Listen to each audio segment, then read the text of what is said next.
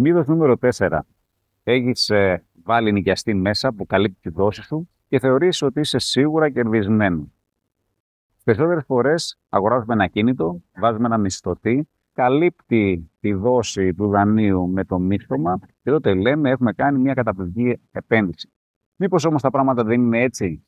Ακούστε την πραγματικότητα. Πέραν από το ενίκιο, ένα ακίνητο έχει και άλλα έξοδα. Έχει έξοδα διαχείρισης, για παράδειγμα την εφορία του.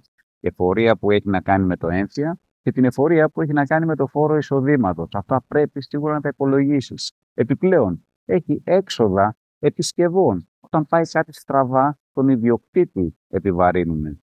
Αυτά, αν δεν τα υπολογίσεις σαν ένα μηνιαίο έξοδο, να ξέρεις, το ισοζύγιο δεν θα είναι ποτέ θετικό.